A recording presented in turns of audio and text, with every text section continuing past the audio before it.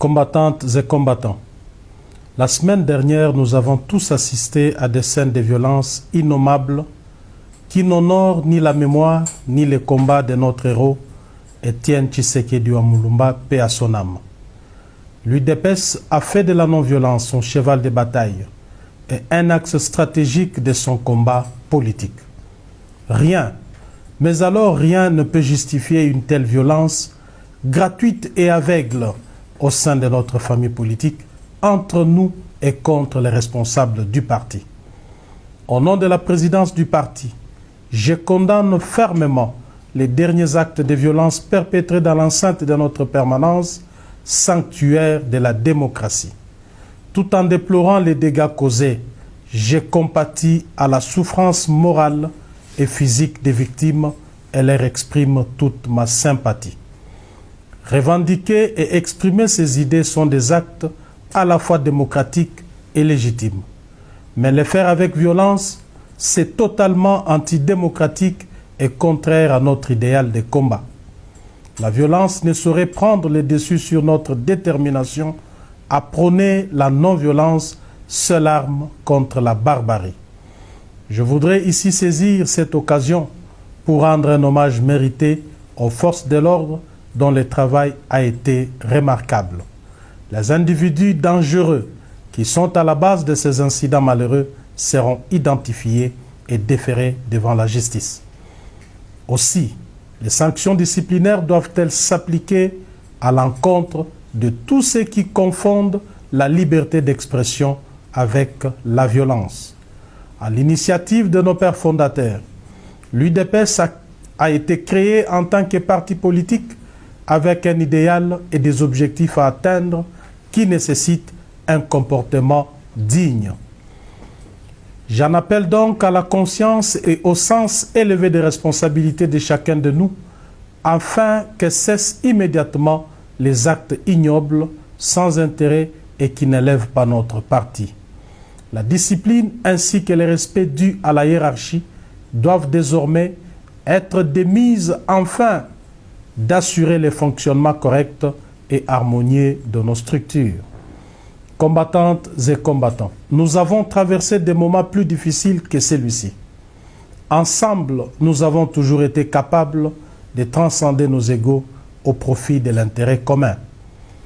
J'attire votre attention sur le fait qu'à chaque tournant important de notre histoire, notre parti a toujours été l'objet de menaces de déstabilisation. Alors que nous avons déjà commencé le vaste chantier de redynamisation du parti avec comme première étape Kananga et Tshikapa, voilà qu'une main noire agit dans l'ombre pour tenter de nous diviser et déstabiliser. Nous sommes déjà au courant du dessein diabolique en gestation. De l'argent circule et une guerre sans merci semble déjà être déclarée contre l'UDPS, suite à nos déclarations de conserver le pouvoir le plus longtemps possible.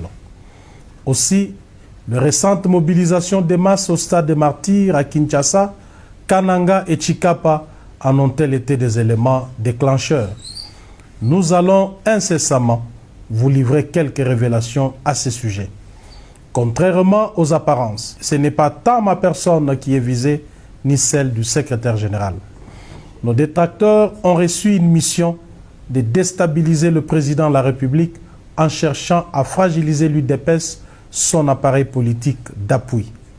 Base silencieuse. Vous leur avez déjà répondu par votre présence massive au stade des martyrs le 15 février dernier à l'occasion du 38e anniversaire de notre cher parti. Je vous exhorte donc à demeurer ferme derrière le chef de l'État, notre seul et unique leader. Combattantes et combattants, je voudrais ici, bien que l'ayant assez souvent expliqué, revenir sur des questions qui suscitent encore débat au sein de notre famille politique. Il s'agit en effet de l'intérim du président du parti, du mandat spécial et de l'article 26 de nos statuts, lesquels stipulent, je cite, « En cas de décès, de démission, d'empêchement définitif, d'expiration des mandats ou d'interdiction d'exercer du président du parti, un directoire composé du président en exercice de la Convention démocratique du parti, du secrétaire général du parti, et du président de la commission électorale permanente du parti assume son intérim pour un délai ne dépassant pas 30 jours, au cours duquel il est tenu de convoquer une session extraordinaire du Congrès en vue de l'élection du nouveau président du parti. Les décisions pendant l'intérim doivent être prises par consensus. Fin des citations. Au regard de nos statuts, l'élection de notre président du parti à la magistrature suprême le 30 décembre 2018 n'est les placer nullement dans une situation d'empêchement définitif ni dans celle d'interdiction d'exercer. Afin de se conformer à l'article 96 de notre Constitution relatif à l'incompatibilité des fonctions des présidents de la République avec celle des présidents d'un parti politique, il devait prendre un acte pour le bon fonctionnement du parti. Lequel acte me donnait mandat d'assumer son intérim à la tête de notre parti jusqu'à la fin de son indisponibilité. En signant cet acte, le président de la République savait qu'à l'UDPS, le pouvoir repose sur le président du parti et qu'à ce titre, un intérim ordinaire ne pouvait véritablement résoudre l'épineux problème d'incompatibilité de ses fonctions de président de la République. Raison pour laquelle il est indiqué que cet intérim s'accompagne de toutes les prérogatives du président du parti, notamment en ce qui concerne l'article 23.4 et 10.c, d et de nos statuts. C'est donc en vertu de cette disposition statutaire et pour rendre fluide le fonctionnement de notre parti que j'avais en son temps procédé à la nomination d'un secrétaire général et de mon directeur de cabinet.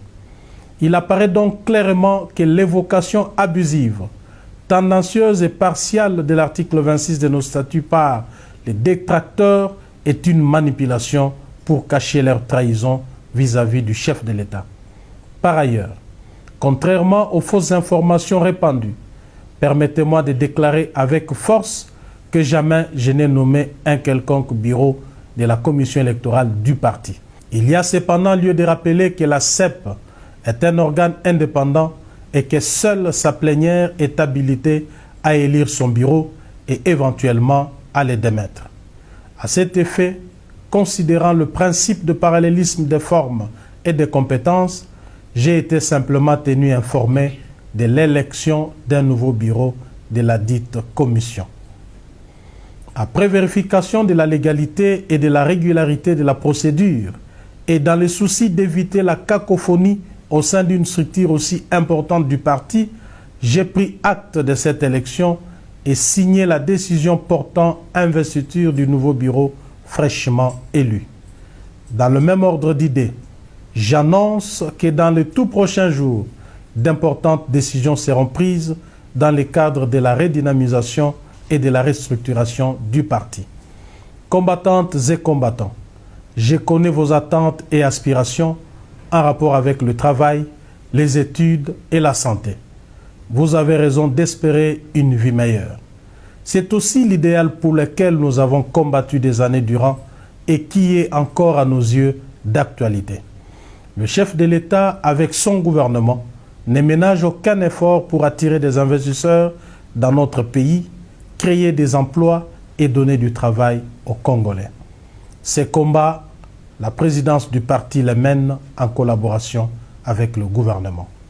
Cependant, il n'est pas vrai, honnêtement parlant, d'affirmer qu'aucun combattant n'a trouvé du travail jusqu'à ce jour pour le compte du parti. Certains parmi nous travaillent déjà à la présidence de la République, dans des cabinets ministériels et même dans mon cabinet à l'Assemblée nationale. Nous savons qu'il faut faire davantage. Il est tout aussi important de rappeler les difficultés avec lesquelles nous avons accédé au pouvoir et l'état dans lequel nous avons trouvé ces pays. Il y a encore beaucoup à faire, raison pour laquelle je sollicite votre indulgence et votre compréhension. Dans les jours à venir, je mettrai en place un cadre exceptionnel de rencontres pour vous écouter et échanger. Combattantes et combattants, je vous connais et vous me connaissez aussi. Contrairement à ce qui s'est dit, ni le secrétaire général, ni moi-même n'avons changé par rapport à nos engagements. Notre implication reste intacte. Dépassons-nous, demeurons unis et aidons le président de la République à apporter des solutions aux problèmes de la nation. Que vive la mémoire de nos pères fondateurs, que vive l'UDPS, je vous remercie.